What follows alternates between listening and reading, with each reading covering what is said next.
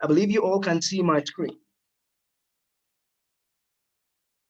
Okay, so breaking up with self-sabotage. That's what we're going to be looking at today.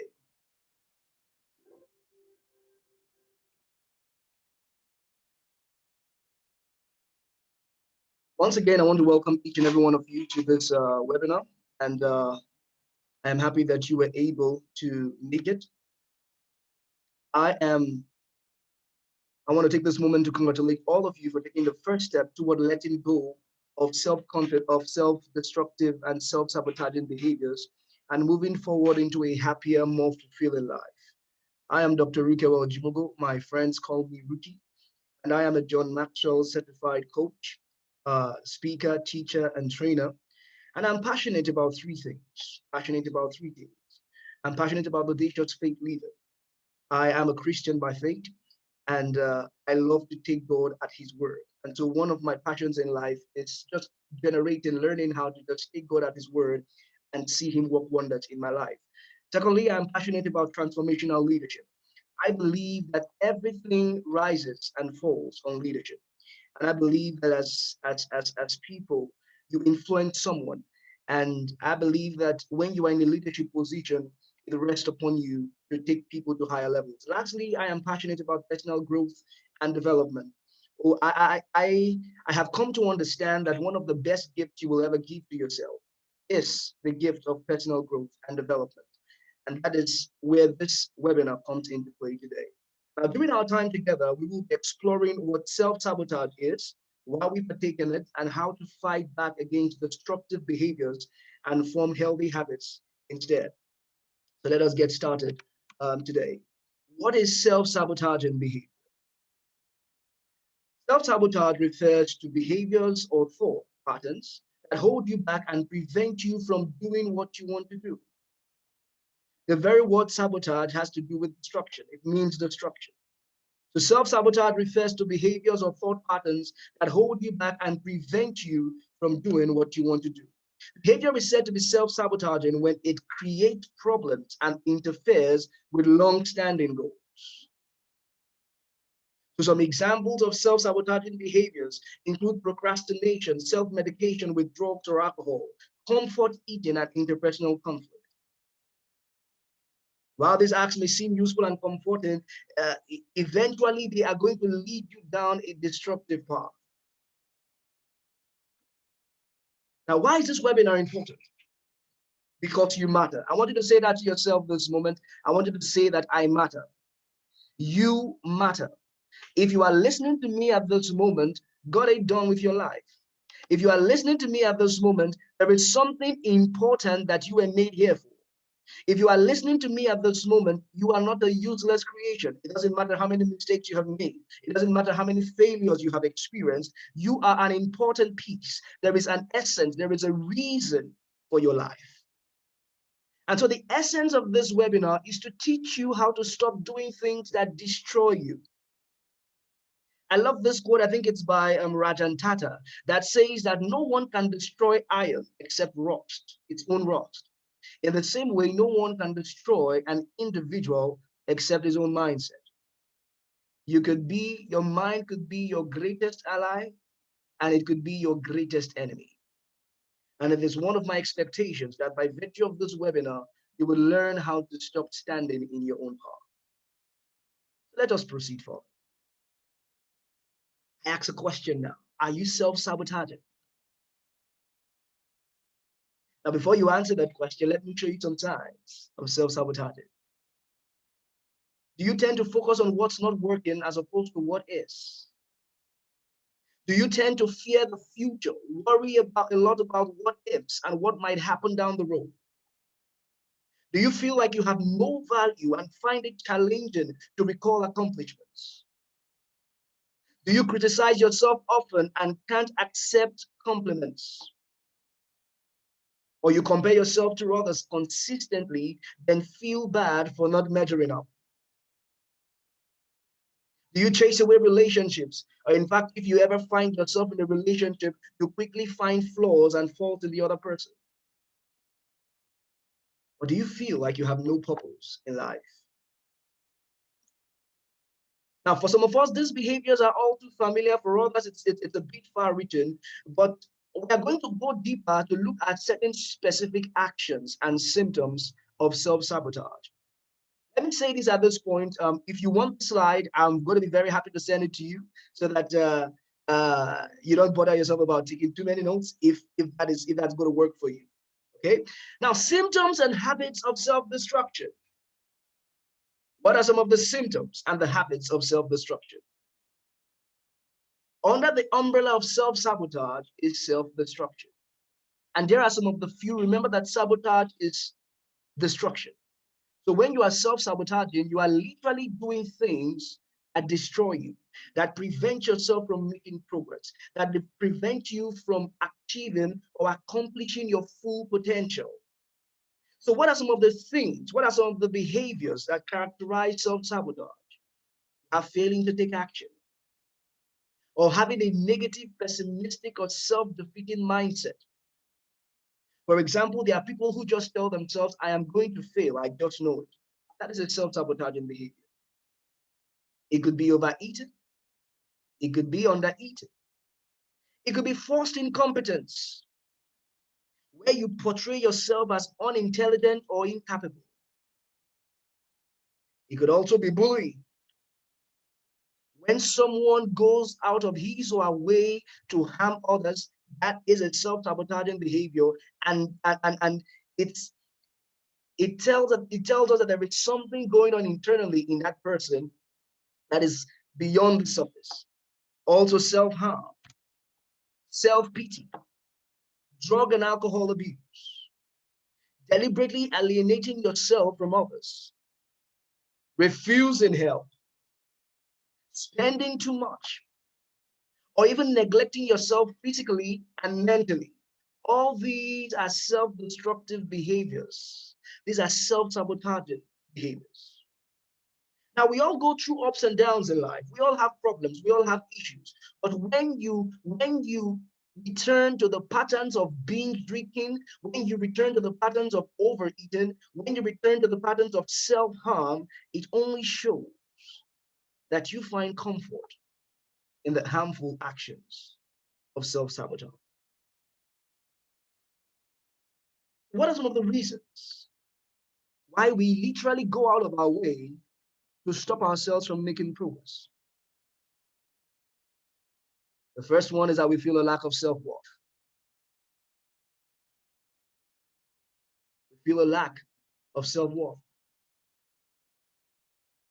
And for you to understand this very well, I'm going to talk about this concept of cognitive dissonance.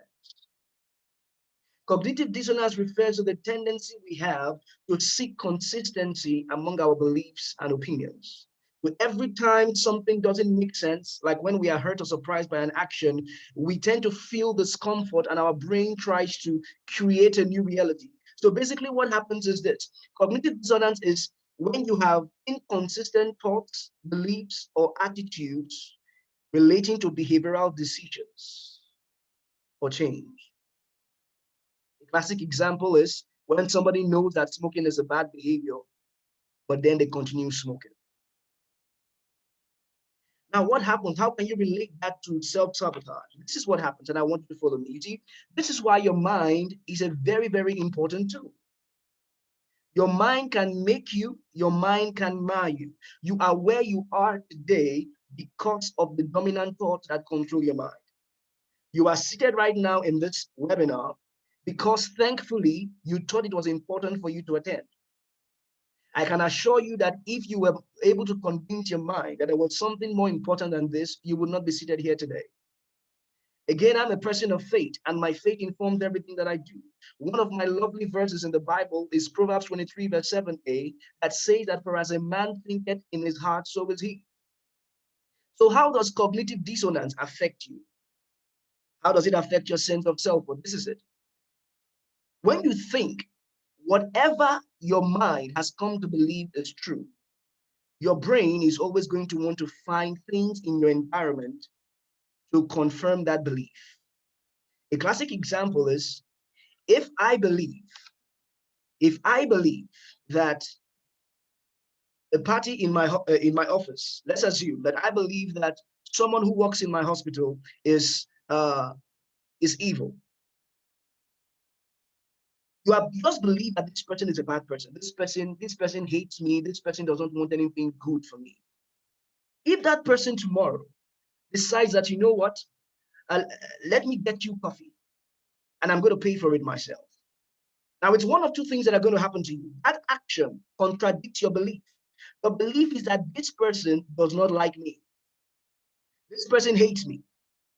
And so now this person is acting in a loving way, which contradicts that belief system. So your brain is going to do one of two things. Your brain is either going to want to create a new reality that maybe this person isn't bad after all. Or what happens most of the times is that we try to judge that person's actions based on our belief system. So you find people would literally start thinking that that person actually has a bad plan. That maybe today he's deciding to buy you coffee because he wants to poison that coffee to kill you. So the bottom line is whenever there is cognitive dissonance, the brain doesn't like it. Whenever things alter our belief system, whenever things contradict our belief system, the brain fights it.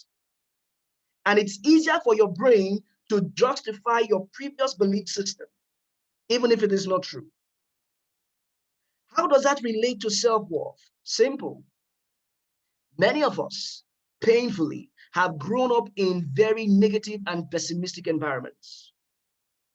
You either grew up amongst in an environment where they told you that you were not good, where they told you that you were not kind, where they told you that you could not be great, where they told you that in your family, people don't finish from school, people don't attain greatness, people don't get riches. Now, if that has become your belief system, I can assure you that tomorrow, if ever you find yourself becoming rich, if ever you find yourself getting to that point where you are about to hit, you will literally start doing things to sabotage yourself.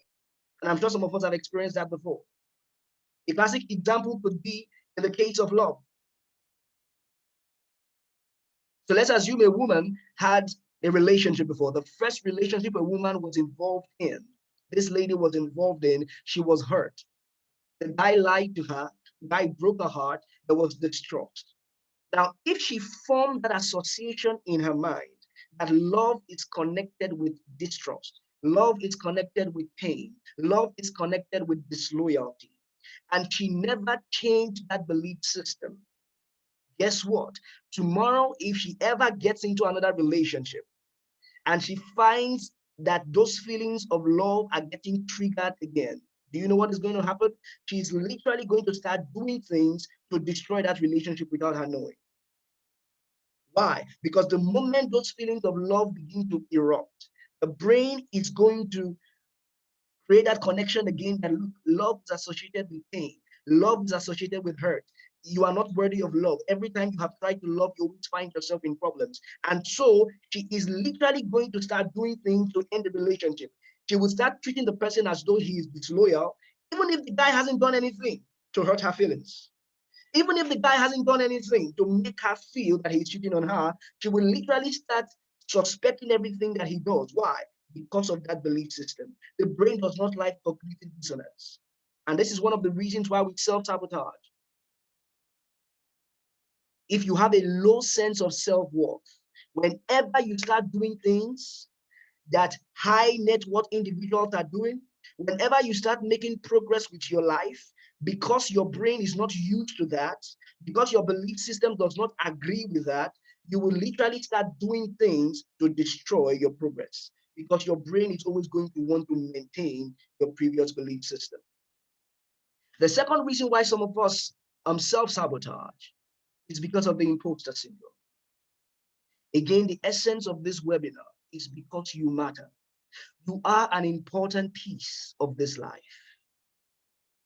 God ain't done with you yet. I don't care what happened to you yesterday. There is something that only you can do. And this webinar is to help you to stop destroying yourself because you can be your greatest enemy. I can assure you of that. It is not the water that surrounds a ship that sinks it. It is the water that gets into the ship that sinks the ship. You can be your greatest friend or your greatest enemy. So this is the second reason, imposter syndrome. Every one of us suffers from this syndrome. I can assure you that if once you start getting successful, once you start making traction, as long as you are moving to higher levels of your life, you are always going to deal with this syndrome. Imposter syndrome can be defined as a collection of feelings of inadequacy that exist despite evident success. So people with imposter syndrome, they suffer from chronic self-doubt and a sense of intellectual fraudulence that overrides any feelings of success or external proof of competence. In a layman's term, you are going to just, there's always going to be that voice in your head telling you that, look, you don't deserve this. Who told you that you deserve success, Christian? Who told you that you deserve success, Bukola? Who told you you have the right to talk to people? Maybe your calling is to come and be a speaker. You just try speaking once and see where that voice is not going to come to you. Just try it once. Who told you you have the degree to talk to people? Who told you you have when did you have the qualification? What do you have? You are always going to have that voice telling you that you are not deserving of the success that you have accomplished. And that voice, if you listen to it, eventually is going to lead you to start self-sabotaging. And so you find yourself doing the bare minimum. Because of course, if you don't deserve to be where you are, why should you try? You find yourself procrastinating. You know that you should be doing this thing, but you keep pushing it away. Why? Because there is this voice in your head that keeps telling you that you don't deserve this. You don't deserve to be here. And then sometimes some of us just distract ourselves with other things so that we don't deal with that imposter syndrome. Imposter syndrome is another reason why some people self-sabotage. Remember, self-sabotage is when you do things to literally stop yourself from making progress. The other reason is because some of us find comfort in pain, or we are bored with the way things are. Believe it or not, see, we are creators of habits. And that could be good, that could be bad. For instance, there are people who are used to being or feeling overlooked, mistreated, or exploited. I once was watching an episode of I just ran into this episode and I was shocked. There was this lady who, I don't know if it was real or if it was staged, but there was this lady who came seeking a divorce. And what was the offense of her husband? The guy was too nice. That was his offense. I have never heard that in my life. That the guy is too nice. He doesn't quarrel. He's not dramatic. He does the dishes. He takes good care of her. He takes care of the children. There are no worries. And his problem is that he's not dramatic. He's too nice. I'm like, seriously, even the judge was shocked. Like, so? Like, that's supposed to be the dream man of every woman. But guess what? That woman is used to the pain. Here where I'm based, I know of a lady. Her first relationship was traumatic. She was involved in a guy who was physically and verbally abusive. And somehow she got out of that relationship. Now you will think that this woman is not going to go back to such relationships. But guess what? He has been in 3 to 4 different other relationships, and each of them, the guys are the same. They are always physically and verbally abusive. In fact, she does not stay long with guys who are not physically or verbally abusive. It will shock you, but that is the truth. We are creators of habits. There are people who, so if for instance, you are used to being called stupid, you are used to being called, low, you are used to being called dumb, you would, like, I know of people who find it hard to accept compliments. Why? Because they grew up in an environment where nobody complimented them. So when you tell them you have done well, it's like you are lying. So this is another reason why we self-sabotage. We like to maintain the status quo, or we are bored. Some people are bored when there's no drama. And so they will literally do things to create drama. And most of the times, the things that we do is self-destructive. So I've just highlighted some of the things, some of the reasons why we engage in self-destructive behaviors. The good news is that self-sabotage follows a predictable pattern. So we can change it. You can change it. And how do you change it? That is the theme of today's webinar. How to break up with self-sabotage. First thing you want to do is to pinpoint your pattern. Self-sabotage follows a predictable pattern. So the first step is you want to check yourself. At what point do you start self-sabotaging? At what point? At what point do you start engaging in self-destructive behaviors? Like I'm no stranger to this. There was a time in my life where there was a business project I was working on before, but I grew up in a family where I remember my dad used to tell me back in the days as a teenager that in this family we don't make money too quickly. We take things step by step. And it's not a bad advice, but it's also not wrong to. I mean, there are people who make millions of dollars in a deal, in a project. People make money. In fact, my dad so held on to that belief that the day he saw somebody build the house in 3 months, he boldly said that that person stole the money. And I'm like, hello, you don't even know this person from Adam. How do you? He said, no, for you to build the house this fast, they must have stolen the money. But people make good money genuinely. So I grew up in that system. And when I started doing it, there was a business I was involved in, and this business was very financially rewarding. Guess what? Anytime the business was about to close, there was always this thought that came into my head that this business is going to fail. You are not going to make it. Something is going to happen to spoil it. And guess what? I was right 120% of the time. That is self-sabotage. So if I were to deal with that, I knew when it started. It started when there was prospect for the business to succeed. So you sit down and ask yourself, wherever it is you're self-sabotaging, maybe it's in your relationships. What triggers your self-sabotaging behaviors? Is it the feelings of romance? Is it the feelings of success? Is it the feelings of making progress? Is it when you want to do something new that you literally start having this self-sabotaging behaviors where you begin to do things to stop yourself from making progress? That's step number one. Step number two is you want to get intimate with your fears. So it's not enough to know when these things start. Ask yourself some questions. Because you see, self-sabotage is a misdirected form of self-love. So you want to ask yourself, why do I have these fears? In fact, I have a couple of questions I want you to ask yourself. In getting intimate with your fears, the first thing you want to ask yourself is, what am I scared of? And why is it scary? What am I really scared of? And why is it scary? And then when you answer that question, the second question you should ask yourself is, if that worst case scenario should happen, can I handle it? Yes, if I am successful, can I handle it? The third thing you want to ask yourself is, does this fear outweigh my desires? Is this fear, does this fear outweigh my desires? Is this fear more important than where I'm going to? Sit down with yourself on these three questions. Wherever it is, whichever area of your life you are self-sabotaging, ask yourself these three questions. And it will help you get more intimate with your fears. And I can assure you, by the time you are through with answering these three questions, your fear would have lost its power over you. Remember that self-sabotage is a misdirected form of self-love. The next thing you want to do after pinpointing your fears and then getting intimate with them is to face and embrace your fears, to confront them. You need to now sit down and find out. This is facing and embracing your fears is a step ahead of getting intimate with them. So it's not enough to get intimate.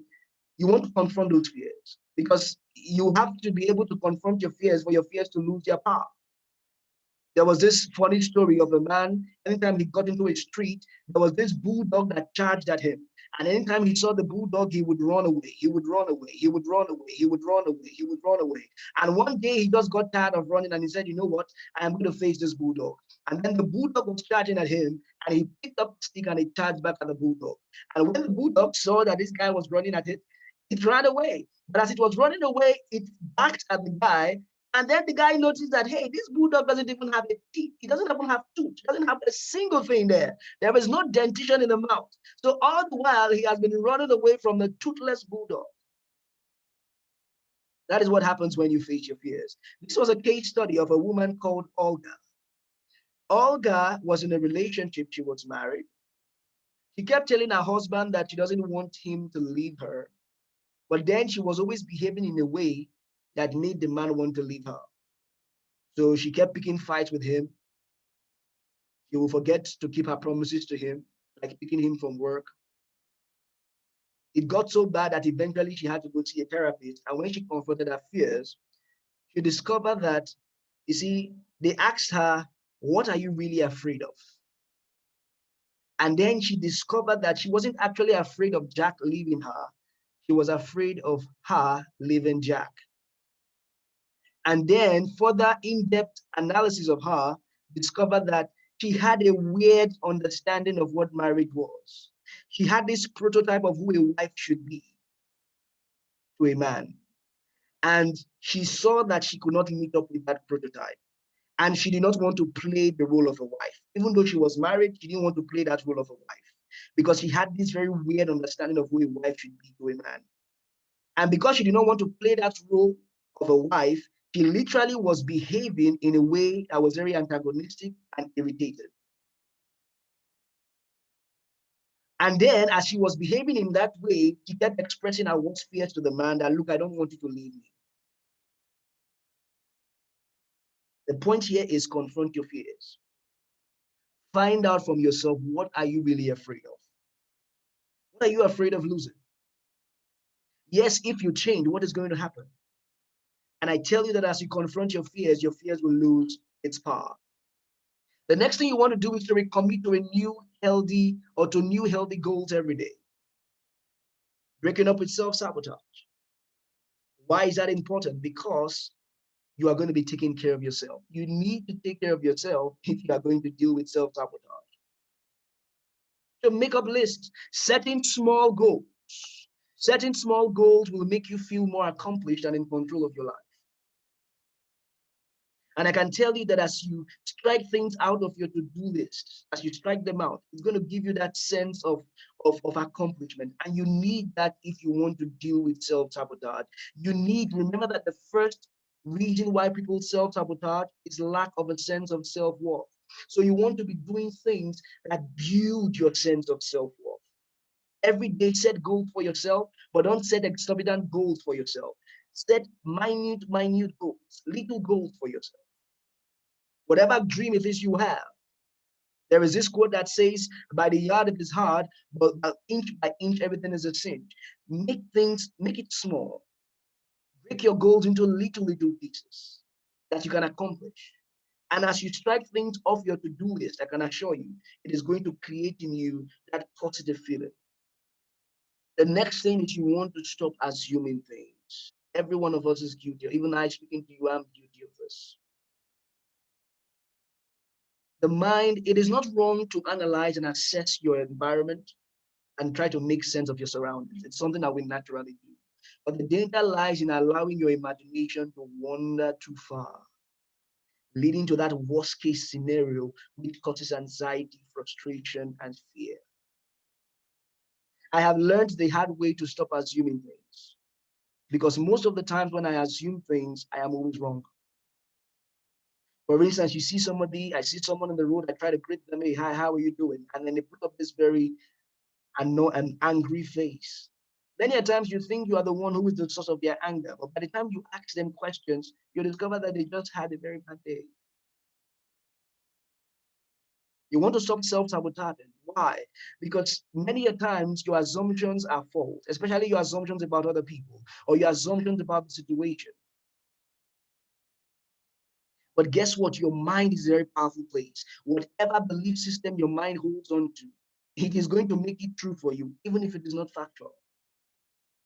So stop assuming things. The assumptions you make of other people is actually a reflection about yourself. You want to check the behavior. When you start assuming negative things, stop your negative thoughts. And one way to do that is, for me, I have noticed, especially when it has to do with other people, if somebody has done something that is not nice, it's not friendly, I find it's better to ask them, what happened? Why did you behave this way? Before drawing my own conclusions. I can assure you of that. Where I work, the school I teach here, I have a staff who suspects everybody. She is suspicious of every single person. Like, if you dwell too long with her, I can assure you, you will start suspecting even your own shadow. She's suspicious. She always has this feeling that somebody's out to get her. Whenever she comes to my office to speak with me, guess what? She speaks in whispers. She literally comes very close to my ears to whisper. Why? Because in her mind, they have wired up the whole office. Somebody's listening. Or I'm like, seriously? That is an assumption. Nobody wired up anything there. But that is what happens when you assume. It doesn't matter if your assumption is true or false. Your mind is going to make it true for you. So let us stop making assumptions. If you want to deal with self-sabotage, stop making assumptions. You also want to do less better. Remember, I told you to make to-do lists.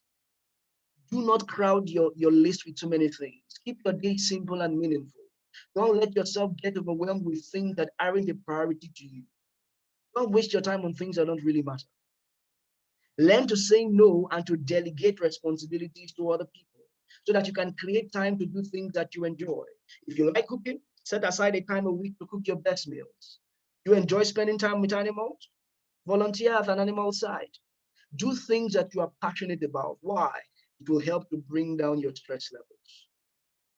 You also want to get an accountability partner. Whenever you are transitioning from a negative life to a positive life, whatever goal you set for yourself, it is always good that you surround yourself with people who are on the same journey with you. So if, for instance, your goal is to lose weight and all your buddies, all your friends, they don't mind eating out at night, they do things that create obesity, they involve themselves in obesity creating activities, then look for somebody who goes to the gym and go to the gym with them. If you have to spend less time with those other people, please do. You need an accountability partner because it is a challenging task getting your mind to let go of a previous negative belief system. You need somebody who will hold your hands and walk you every step of the way. Life will bring you pain all by itself. Your responsibility is to create joy. I love that quote by Milton Erickson. There will always be times when you realize that you need to let go of something painful, be it a toxic relationship. However, let it go. Let it go. It's never easy to let go of something that we have become accustomed to, but then it is possible. It is possible. Next thing you want to do to avoid self-sabotage is to love yourself. Again, my faith informs everything that I do. One of the quotes I love so much in the Bible, the Lord Jesus himself said that thou shalt love thy neighbor as yourself. One thing you learn from that is, hey man, you gotta love yourself first before you can love other people. If you have a problem loving yourself, I can guarantee you, you will not be able to love other people because you cannot give what you don't have. So love yourself. Stop waiting for other people to love you because you are not in control of what other person to do to you. You can't force people to love you. You can't force anyone to like you, but you can do it for yourself. So cook your favorite meal for yourself. Buy yourself some flowers. Sing aloud to your favorite song. Treat yourself to a concert, a play, an art. Do whatever it is that makes you happy. Join a walking group. Write down some of your favorite quotes. Plan a potluck. Just make yourself happy. Love yourself because you cannot love other people if you hate yourself. Similar to that is from time to time, when you make progress, when you make achievements, no matter how little they are, praise yourself. I am not saying you should be narcissistic, no. But you see, a very important component of destroying self-sabotage is avoiding this habit of being too self-critical. And some of us don't know that we are very self-critical. When you make baby steps, appreciate yourself. You set a goal that today you're only going to eat twice so that you can cut down on your calories and you accomplished it. That's good. It's worthy of some praise. Whatever it is that you do, praise yourself. Again, not waiting for other people to praise you because you are not in control of what other persons do to you. Listen to your body. Why? This is the only temple that you live in. A very important aspect of dealing with self-sabotage is practicing self-care. Remember, one of the habits of self-sabotage is indulging in destructive activities. Destructive, like overeating or undereating or whatever it is. So if you find that you're constantly tired, try researching some natural supplements. Whatever it is that is making you feel burnt out, maybe you need to sleep some more. Maybe weight is an issue, reassess your diet. If you have chronic pain, consider things like dietary changes or maybe acupuncture. If you ignore your aches and pains, see, we are not putting ourselves first, and we are not showing our bodies the self-respect that it deserves. And when your body starts breaking down, it may be a very hard thing dealing with self-sabotage. Next, you want to focus on the positives. Again, my faith informs my actions. So all things work together for good. Learn to see the good in all that happens to you. It is not easy, especially if you have been coming from a year or if you have been always indulging in negative self-talk. It's not easy, but it is doable. Practice positive self-affirmation. Tell yourself things like, I deserve to be happy. Everything happens for a reason.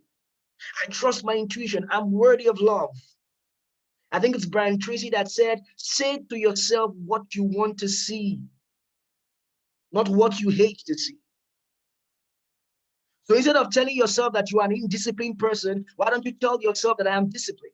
Speak as though you have already accomplished that behavioral change that you are seeking. And if you talk to your mind long enough, it will begin to produce actions that are consistent with those thought patterns. Think of failures as new opportunities. I love this book by my leadership mentor, Dr. John Maxwell. He said, sometimes you win, sometimes you learn. You actually do not fail in life. Your failures will do more to teach you than your successes. There is no success in this life without a chapter or chapters on failure. So instead of mourning and feeling bad and feeling depressed and feeling useless because you failed at something, I think it's Les Brown that said that whatever is worth doing, it's worth failing at. You are going to fail first. No child starts walking from birth. They're going to fall several times before their legs get strong. So why do you think that your case is going to be different? You are doing something for the first time. Yeah, failures are part of the process. So see them as new opportunities. There is a research that says that when you sit, stop slouching forward, sit up straight, because it gives you that feeling of confidence and being awake. You also want to avoid negative people like a plague. Because, of course, the last thing you want to do if you want to deal with self-sabotage is to avoid the sources of self-sabotage, which is negative thought, whether it is coming from yourself or it is coming from other people. Avoid them like a plague. If at your office you have a nagging and whining colleague and both of you sit next to each other and you cannot change your location, please do yourself some good. Get yourself some earpieces or get yourself some whatever it is, earplugs, and listen to some motivational messages, whatever it is, to stir you up. But please avoid negative people like a plague and look at the big picture. Many a times, the things that you are worrying about today, they will not matter tomorrow. They will not even matter next week. So try to avoid wasting precious mental power on things that are not or that are out of your control and that won't matter in the long run. The next point I want to give you very briefly is what they call mirror, mirror. What does this basically say? Forgive yourself.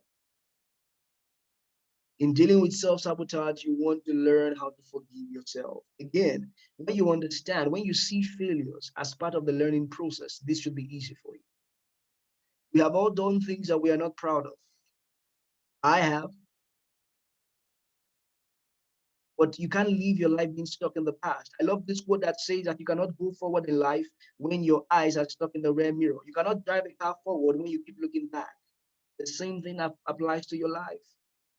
You can't move forward with your life if you keep beating yourself for what you did 2 years ago, 5 years ago, 10 years ago.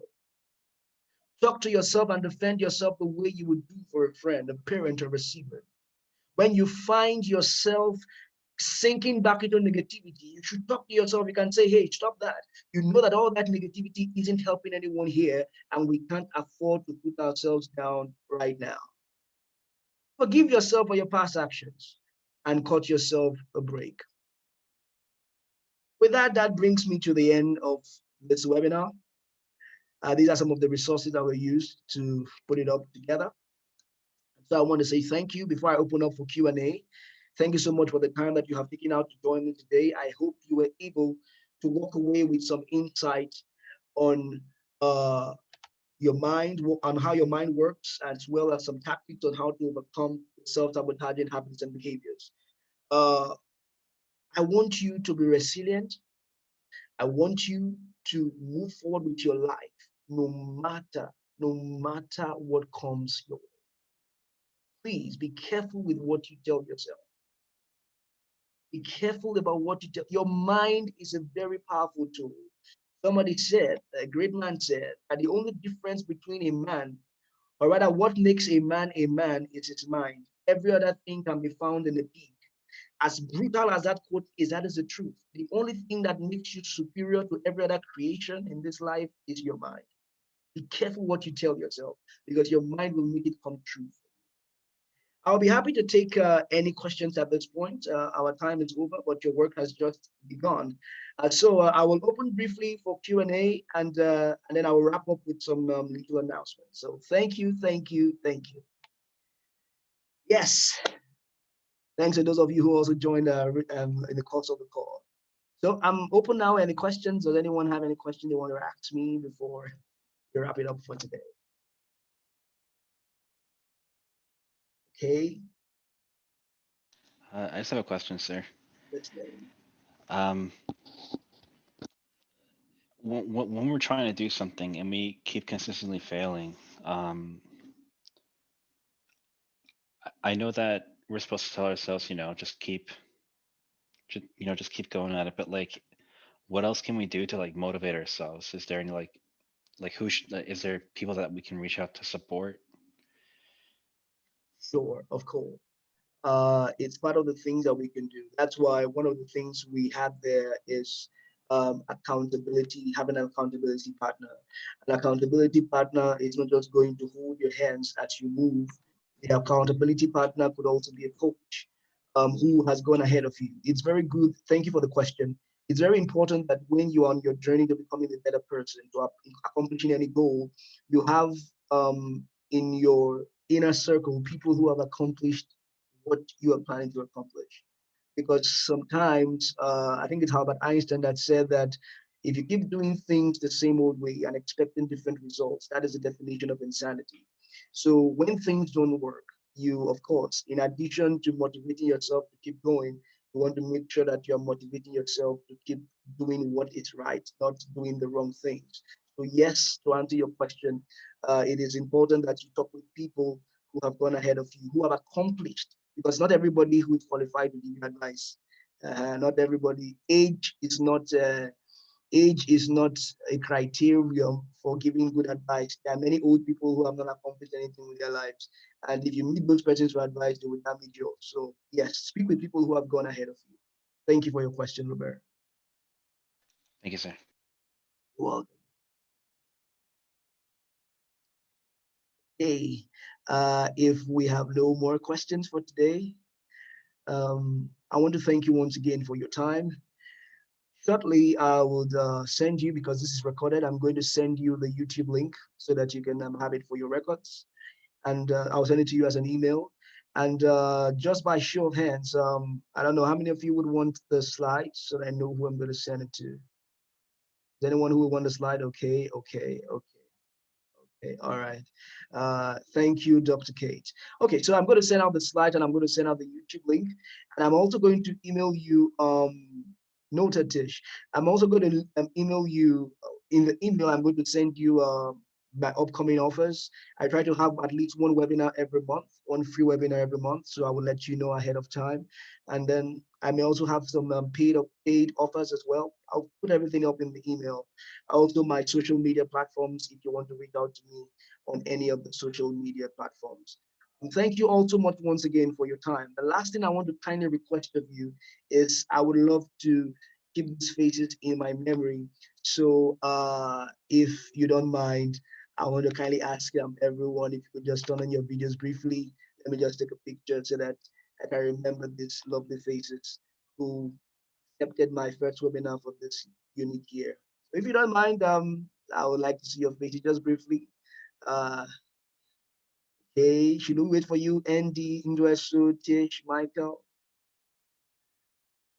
Okay, all right. I'm about to take it, so I don't know if anyone is still wanting to turn on.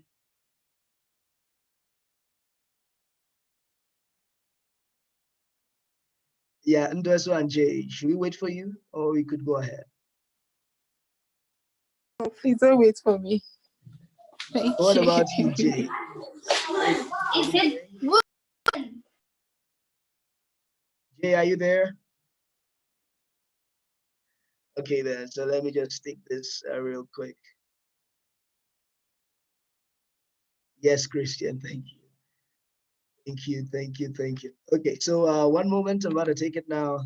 Let me see. Three, one, two, three. Hold on, hold on.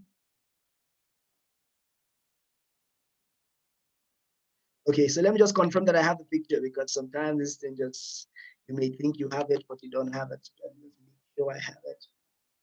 All right, I do. I think I do have the picture. Yes, yes. Thank you all so much once again. I am very grateful, Christian. I am grateful, Robert. I'm grateful, Dr. Michael, Joy, Kate, Tish, Dr. Kosi, Dr. Andy, Bukola, Jay. I really wish I could see that, Jay. Till we see again, please continue to stay positive and continue to work on yourself. And remember that you matter. If nobody tells you that you are an important person, tell that to yourself.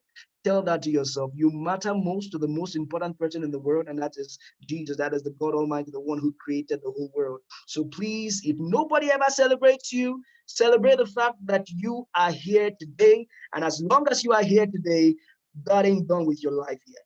On this note, I want to say thank you, thank you, thank you once again. I'm going to be bringing the meeting now to a close. Thank you all. Take care of yourselves.